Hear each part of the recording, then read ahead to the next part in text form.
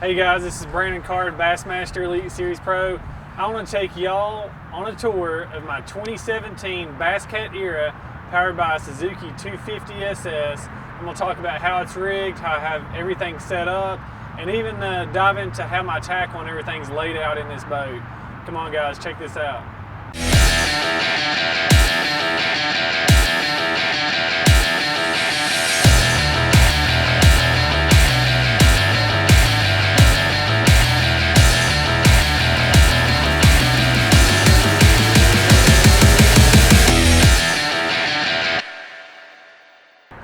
All right guys, we're back here in the back of the boat and I want to talk about this Suzuki 250 SS.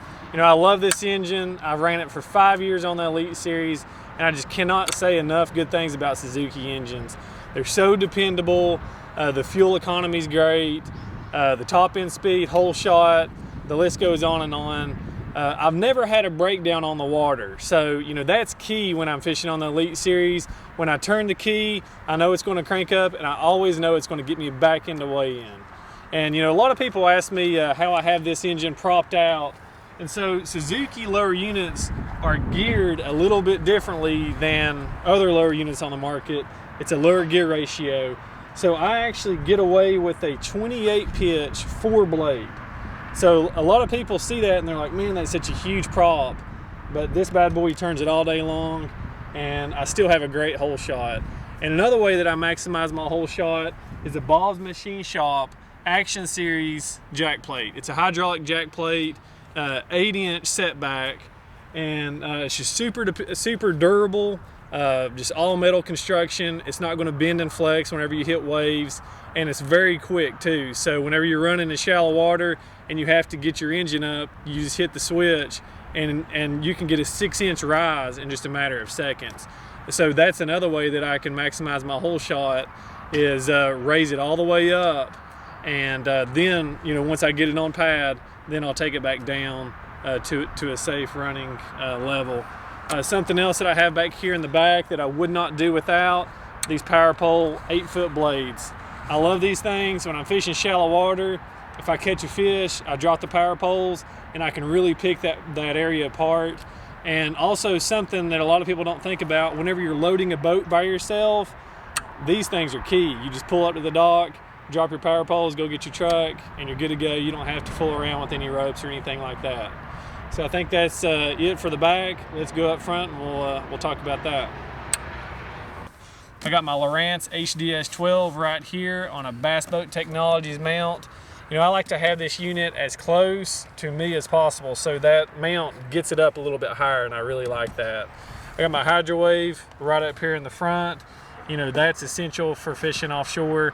It gets those fish fired up sometimes whenever they die down. You can crank the Hydro-Wave up and get them ignited again.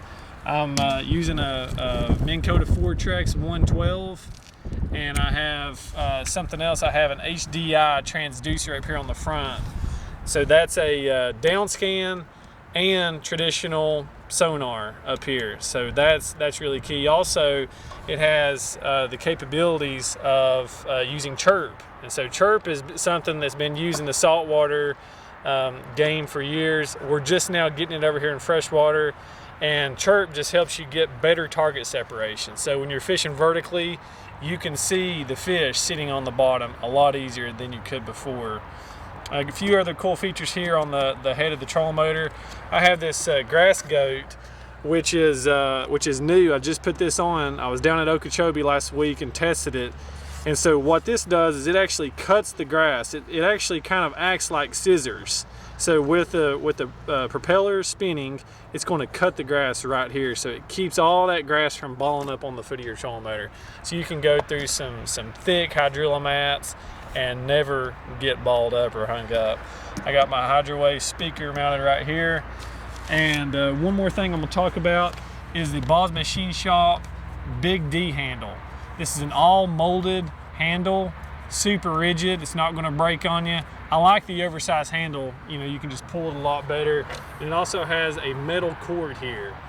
So, you know, previously I would break a cord about every year. About midway through the season, I would break one of those cords. So this one, it's metal. It's never going to break. And that pretty much wraps up the front. Guys, we're here at the console. I want to show y'all how everything's set up here. I have my two Lowrance HDS 12s, Gen 3 units. Right here I got the dual mount by Bass Boat Technologies. I love this mount, super rigid. The unit's not gonna be bending and flexing around whenever you hit waves. But the reason I have two of these units is this one over here, I have chart and traditional 2D sonar on a split screen. Then over here, I have structure scan. So I have my side scan and down scan split screen. I like to have about 3/4 of the screen for side scan and only about 1/4 of the screen for down scan. You know, I use my side scan to find structure, and I use my down scan to really see the fish clearly. You can really see the size of fish and even the species of fish a lot of times on your down scan. And so that's kind of how I use these electronics offshore. This year I'm using the Structure Scan 3D, and you know, that just came out last year. But what I really like about the Structure Scan 3D is that the angle of the transducer is a much shallower angle, and so you can actually go up shallower than you're used to going and find structure and find fish also. So you know, previously if you're shallower than like 10 feet of water, you didn't really get a good picture. Now you can get a good picture even in 5 feet of water. So that's very essential to finding those fish that a lot of people overlook. Something else that I rely on a lot is this FishSense SonCam HD.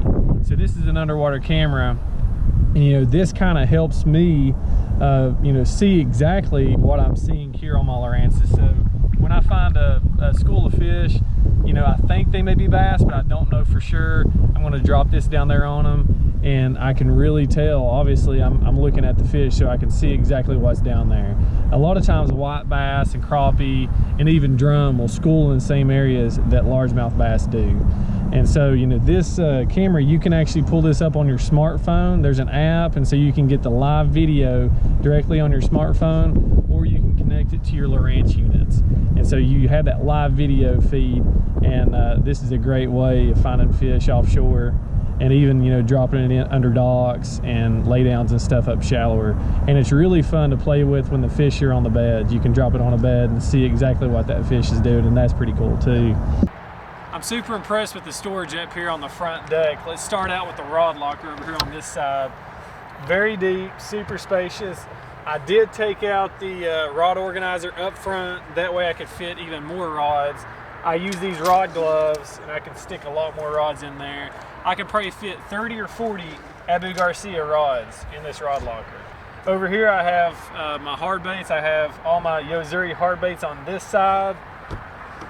And then on this side, I keep all my soft baits. My Yamamoto soft baits over here.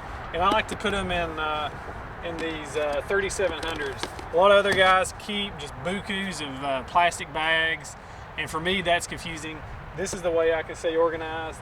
I do have a few bags up here in this day box. And so that's kind of what I'm using for that particular event. So this is a neat little storage bin just to throw a few odds and ends. And over here on this side, I have my life jackets, rain gear, I have some swim baits, spinnerbait box, and my push pole and paddle over here on this side. And that's pretty much it for the front deck. All right, guys, we're here at the middle of the boat. I'm going to show you the cooler we have up here. Something cool that Bass Cat did is put a divider right here in the cooler, so you can have your drinks on one side, your sandwiches, and all kinds of snacks over here on the other side, or do what I did and turn this just kind of into another dry storage. So I keep my keys, buff gloves, Navionics cards, and then I just keep my food on that side. Right here in the middle between the seats, we have another cooler. I keep even more drinks and snacks in there. This is a neat little bin. Have all my culling pins, my weigher, balance beam. Keep that all right here in the middle. Under the seats, I keep my scents and dyes, tools, all kinds of, got spare sunglasses in there. And then right over here, I have some more soft baits. Just, you know, if I'm catching them good, like on a swim Senko or something like that, I keep all my extras in there just in case if I run out. We're going to slide back here to the back, and I'll show you how the back's set up. I'm going to talk about the live wells and how I have my batteries and everything set up here in the back. So I'm super impressed with these live wells. They're very deep, hold a lot of water, and they keep my catch alive and well throughout the day. You know, I can probably stick my whole arm down in here. So there, right there, it tells you how much water it holds. Got a great aeration system. Haven't had any issues out of my live wells at all. Over here, I keep my spare prop and some trolling motor props and stuff like that. I keep my spare prop in this bag, that way it doesn't cut up anything or nothing like that. So I have a few more tools right there. And just want to show you guys the very back, the batteries and everything that I run. So I'm running 2 different sets of batteries. I'm running lithium pro batteries for my trolling motor, and then I'm running some AGMs for my starting. And so the cool thing about the lithium pros batteries is that those batteries are light. You know, they're probably only about 20 something pounds. And if you compare that to an AGM that's like 80 pounds, you know, I'm saving a lot of weight back here in the back, probably close to 100 pounds that I'm saving by using the lithium pro batteries. And you know, they're very powerful battery, and they have a lot of stand power, so I can stay on my trolling motor hard all day long, and I'm not going to have any issues about them losing power. I got my power pole pumps over here on the sides. This Era has dual 27-gallon tanks back here, so I got plenty of fuel. I can run around all over the place. Probably run around too much. You know, a lot of my tournaments where I mess up, I spend too much time driving. But these boats are fun to drive. So that's my tour of my boat. I hope you guys enjoyed it. If you have any questions or anything about the boat rigging, just message me on Facebook, and just stay tuned for a lot more content that I'm going to be coming out with this year. We're going to do some Elite Series recaps and all kinds of cool stuff. Hope you guys enjoy the boat tour.